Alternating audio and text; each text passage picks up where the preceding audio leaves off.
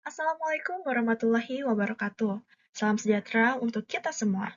Halo semuanya, perkenalkan saya Putri Ramadhani dengan NIM 226511039 dari kelas 7 BAM.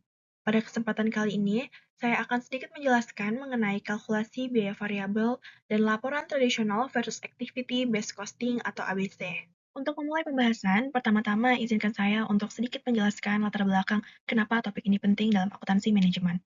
Setiap perusahaan pada dasarnya membutuhkan sistem pengelolaan informasi yang baik agar dapat bertahan dan berkembang di tengah persaingan. Salah satu informasi yang sangat krusial adalah informasi mengenai biaya karena seluruh aktivitas manajerial pada akhirnya bermuara pada bagaimana biaya tersebut direncanakan, dikendalikan, bahkan dianalisis. Kesalahan dalam menghitung biaya dapat menyebabkan salah penetapan harga, salah menilai profitabilitas, bahkan dapat salah dalam mengambil keputusan produksi. Dalam akuntansi manajemen, perhitungan biaya produk dapat dilakukan dengan beberapa pendekatan. Yang pertama, variable costing. Yang kedua, ada absorption costing atau biaya tradisional. Dan yang ketiga, ada activity based costing atau biasa disebut dengan ABC. Untuk itu, kita akan masuk ke pembahasan yang pertama, yaitu variable costing. Variable costing. Variable costing merupakan metode perhitungan biaya yang hanya memasukkan biaya produksi yang bersifat variabel ke dalam harga pokok produk, seperti biaya bahan baku, biaya tenaga kerja langsung, dan juga biaya overhead pabrik. Sementara itu, biaya tetap produksi tidak dimasukkan ke dalam perhitungan produk, tetapi dicatat sebagai biaya periode yang langsung dibebankan ke laporan laba rugi. Terdapat beberapa langkah-langkah dalam kalkulasi biaya variabel. Yang pertama adalah mengidentifikasi biaya variabel. Semua biaya yang berubah mengikuti jumlah unit produksi seperti BBL, TKL, overhead variabel, biaya pengiriman, dan biaya variabel lainnya. Kemudian yang kedua, kumpulkan data biaya variabel. Data relevan untuk periode tertentu, misalnya biaya per unit ataupun total biaya. Yang ketiga, menghitung total biaya variabel. Total biaya variabel ini dapat dihitung dengan rumus biaya variabel per unit dikali dengan jumlah unit diproduksi. Dan yang keempat adalah analisis dan perencanaan. Setelah biaya variabel ditentukan, informasi mengenai biaya variabel ini dapat membantu dalam perencanaan produksi, penetapan harga, bahkan pengendalian biaya. Selanjutnya, kita akan membahas absorption costing.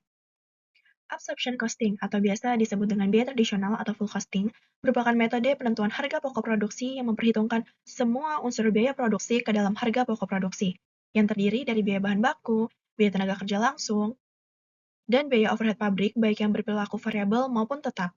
Dalam biaya tradisional atau absorption costing ini, overhead pabrik disatukan ke dalam satu kelompok biaya, lalu dialokasikan menggunakan satu dasar alokasi seperti jam kerja langsung ataupun jam mesin.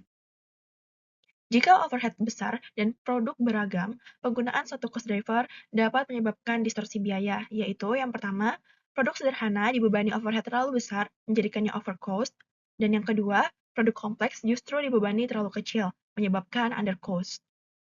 Selanjutnya, kita akan membahas metode yang ketiga, yaitu Activity Based Costing atau ABC. ABC muncul sebagai respon terhadap kelemahan metode tradisional atau absorption costing. ABC merupakan metode yang menelusuri biaya terlebih dahulu ke aktivitas, kemudian ke produk, menggunakan cost driver yang mencerminkan konsumsi aktivitas secara nyata. Dalam sistem activity based costing atau ABC, terdapat cost pool dan cost driver. Cost pool adalah kelompok biaya overhead yang dikumpulkan berdasarkan aktivitas tertentu. Jadi, bukan lagi semua biaya overhead dikumpulkan menjadi satu, tapi dipisah per aktivitas. Contohnya, cost pool untuk pemesanan bahan baku, untuk aktivitas setup mesin, dan juga untuk inspeksi dan sebagainya. Kemudian, ada cost driver. Cost driver adalah faktor pemicu biaya yang digunakan untuk mengalokasikan biaya dari cost pool ke produk atau objek biaya lain. Contohnya seperti jumlah pemesanan pembelian, jumlah setup mesin, jumlah jam mesin, jumlah inspeksi, dan sebagainya. Melalui pendekatan ini, produk yang lebih banyak mengonsumsi aktivitas akan menerima alokasi biaya yang lebih besar. Hasilnya adalah informasi biaya produk yang jauh lebih akurat, terutama untuk perusahaan dengan variasi produk tinggi, proses kompleks, dan proporsi overhead yang besar. Berdasarkan pemaparan singkat mengenai tiga metode tadi yang telah saya jelaskan, terdapat perbedaan mendasar yang signifikan terhadap masing-masing metode. Yang pertama, variable costing. Metode ini hanya memasukkan biaya variabel sehingga jelas terlihat margin kontribusi.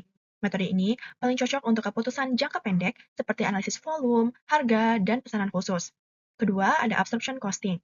Metode ini menyerap seluruh biaya produksi ke produk dan digunakan dalam laporan keuangan. Digunakan ketika perusahaan menyusun laporan keuangan resmi karena mengikuti standar akuntansi. Yang ketiga, ada activity-based costing. Metode ini menelusuri biaya melalui aktivitas sehingga memberikan informasi biaya yang lebih akurat, terutama pada proses yang kompleks.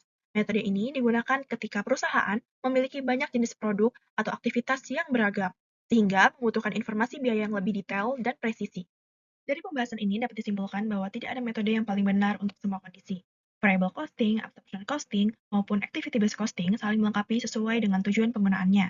Yang terpenting adalah memilih bagaimana metode yang paling relevan untuk kebutuhan informasi dan karakteristik operasional suatu perusahaan.